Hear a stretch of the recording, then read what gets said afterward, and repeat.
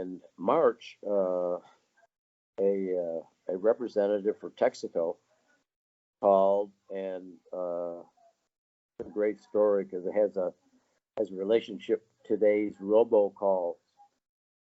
This guy called. His name is Iano Robertson. He was representing Texaco, and he phone rings, and he said, "Are you Howdy Holmes?" I said, "Yeah." And he said, first thing was, "How'd you like to drive in the Indy 500?"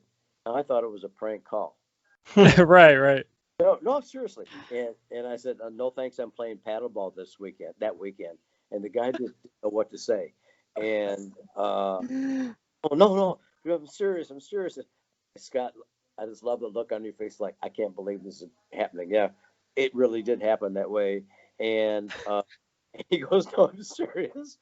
And so it turns out that that Sherman Armstrong was a car owner, and Paul Leffler was his chief mechanic.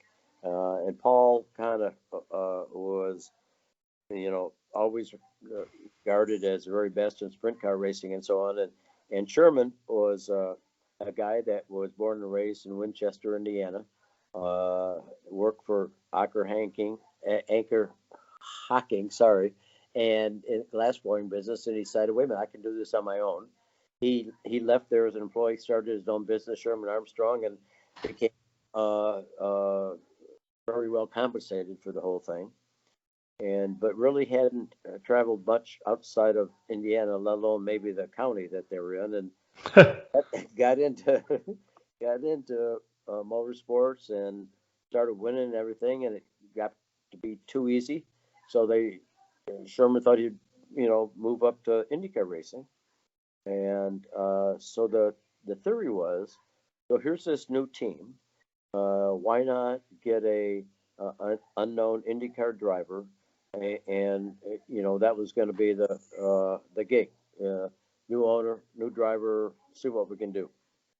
So somehow they decided I would be the one, and I guess it's probably because I was pretty well known as the Indy or Formula Atlantic champ, and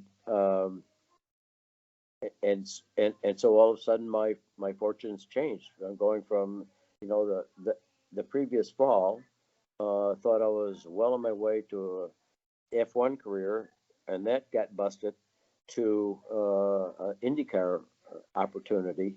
So I went back to Doug Shearson, who was a dear friend, car owner, in 77, 78, and kind of the defending champion. That's never a good idea in the racing series, because how you can do any better than win the championship. Right. Right.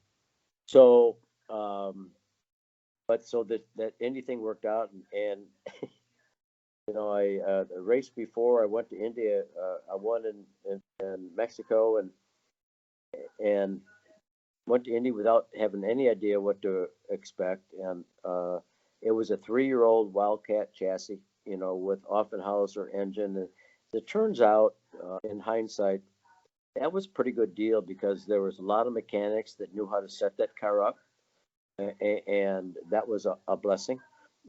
Even though everybody were the most popular engine at the time was Cosworth and etc. But so qualified 13th, and on lap 2 had a 2-minute pit stop because a hose clamp had come off the hose and went between the plenum chamber and the turbocharger, and I didn't have any boost. Entered on lap 4 in last place and finished 7th, and was the rookie of the year. There are some sarcastic journalists, I'm going to put it out there that way, that say, yeah, well, you were the only rookie in the race. Well, that's true, I was.